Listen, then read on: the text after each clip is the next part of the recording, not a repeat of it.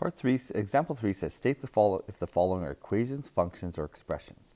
So equations are ones that are equal and we can solve. So when we talk about equations, we're talking about the ones that have equals and only one variable so that we can solve. So that's an equation right there. So D is an equation. Actually, that should be C, but that's an equation. Okay? And it's important to distinguish between them because equations we solve when we have a function. So the function is going to be b. That's a function. Functions have x and y's. They're relationships, and we graph these. Okay, so that is a function, and we graph. This gives us graph. Now, although these are all related, they don't serve the same purposes. Okay, so this one we solve, and we could use a graph to help us solve, but the graph is a y equals, the equation is equal to 0.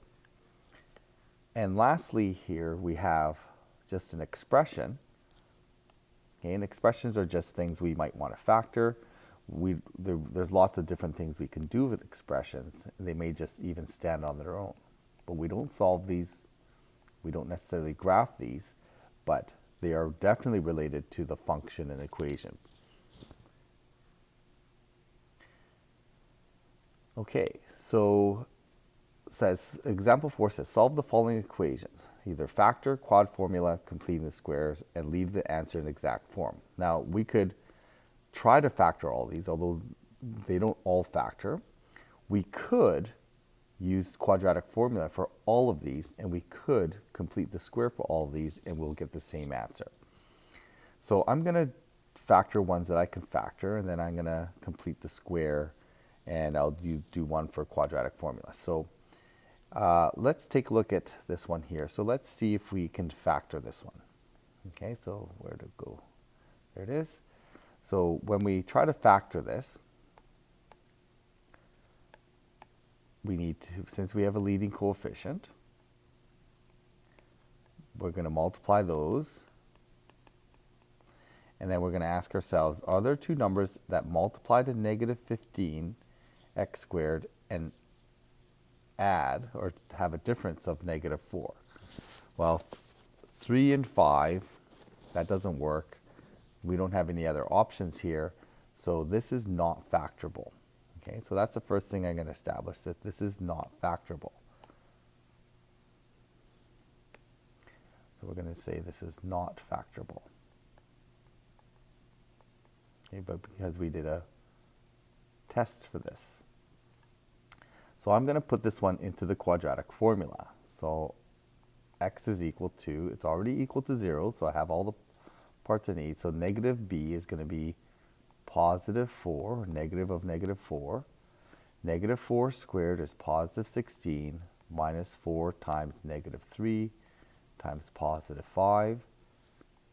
And that's all over negative 6. Okay, or 2 times negative 3. It's going to, watch your signs because this is going to end up being plus. Okay, inside here, because of the double negative, we're going to get plus. So working this out, we're going to end up with 4 plus minus. This is going to be 4 times 3 times 5, which is 60. So I'm going to end up with 16 plus 60, which is 76, all over negative 6. That's my answer. I can simplify this. Okay, I can simplify this answer by factoring out the perfect squares out of here. So this is going to, if I factor out 4 out of the 76, I end up with 4 plus minus, the square root of 4 is 2, and I'm left with 19. So 19 times 4 equals 76. That 4 comes out as a 2 on the outside, divided by negative 6. We should simplify this to our final answer. I'm going to put the negative on the top, so it's going to be 2 plus minus root 19 all over positive 3. Now you don't have to deal with the negative that way, but I've You can leave the negative in the bottom if you're not comfortable with that, but there is my final answer. For the next one, again, I'm going to try to factor this one. So to do that, I'm going to make it equal to 0 first. And then this one's actually quite easy to factor because there's not too many choices for factors. If I were to guess and test this, I'm still going to use my diagonal method here. And I know that the numbers that multiply to 2x squared are going to be 2x and x. So I've got a common factor of 2x this way, plus 1, x plus 1 this way. So factoring this,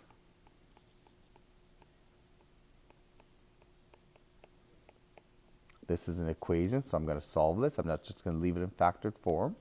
I actually have to solve for x. X is equal to negative 1, negative back divided by front, so I get negative 1/2.